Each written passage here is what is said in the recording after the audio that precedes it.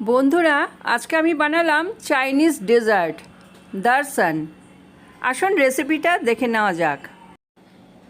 দারসান বানাতে নিয়েছি flat noodles, মধু, সাদা তিল, মাখন আর চিনি।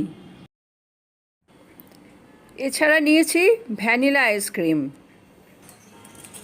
প্রথমে জলের মধ্যে অল্প তেল দিয়ে দিয়েছি। জলটা গরম হতে ফ্ল্যাট নুডলসগুলো আমি দিয়ে দিলাম। এগুলো সিদ্ধ করে নিচ্ছি, তবে বেশি যেন নরম না হয়ে যায়। মিনিট 4-5-এর মধ্যে নুডলস আমার সিদ্ধ হয়ে গেছে। এবার একটা ঝাঁঝরি থালায় আমি ঢেলে দিলাম, যাতে জলটা ঝরে যায় একদম।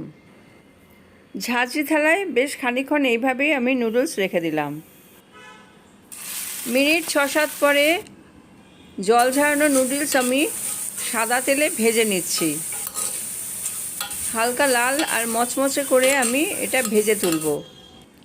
নুডলস মচমচে করে ভাজা হয়ে গেছে।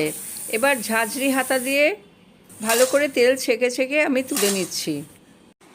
এরপর কড়াইয়ে আমি অল্প একটু মাখন দিলাম। মাখন গরম হয়ে গেলে ওর মধ্যে সাদা তিল দিয়ে আমি হালকা ভেজে নিচ্ছি। তিল ভাজা হয়ে গেলে আমি এবার চিনিটা দিয়ে দেব। চিনিটা দিয়ে আমি ক্যারামেল করে নেব। যতক্ষণ না চিনি গলে যায় আমি এইভাবে কম আঁচে নেড়ে নিচ্ছি। মাখনের সাথে চিনি দেওয়াতে এর কালারটা একটু আলাদা হবে। কম আঁচে নাড়তে নাড়তে এইভাবে চিনিটা কিন্তু গলে যাচ্ছে। ক্যারামেল হয়ে গেছে। এর মধ্যে অল্প একটু মধু দিয়ে দিলাম। দিয়ে আমি আবার ভালো করে এটাকে নেড়ে চেড়ে নামিয়ে নেব। এবার ক্যারামেলের মধ্যে ভাজা নুডলসগুলো দিয়ে দিলাম। নাড়াচাড়া করে খুব ভালো করে আমি ক্যারামেল এই নুডলসের সঙ্গে মাখামাখি করে নিচ্ছি, যাতে খুব ভালোভাবে মিশে যায়। এবার আমি এই নুডলস প্লেটে পরিবেশন করছি।